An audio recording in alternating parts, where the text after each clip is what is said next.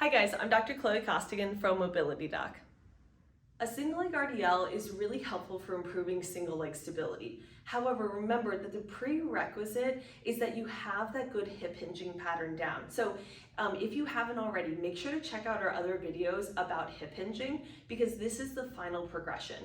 Sometimes people make an error in trying to start with this because they know they need single leg work without doing some of the necessary work prior to that to make sure that they're getting the most out of it. So for a single leg RDL, I'm going to highlight exactly the position that the head, neck, and spine should be in with using this down. So my head, neck, and spine are in one position. I'm going to lift this right leg up. So then if I lower this down, then I can feel, okay, now I'm staying as one line.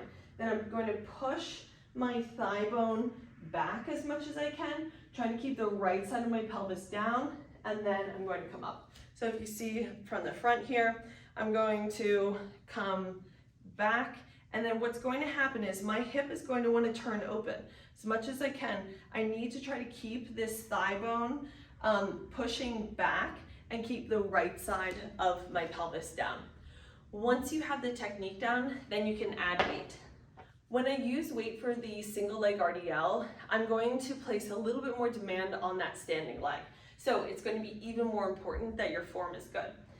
If I'm going to go on this left leg, I'm going to bring this right hip behind me. So I'm going to push my left thigh back, and then as I'm lifting this right leg, this is the thing that lowers the weight and my chest down, and then I come back up. So what we see most frequently is there will be this lag where you're not lifting this leg and you're just kind of bending down. You want to think about the back leg lifting is the thing that lowers your chest down.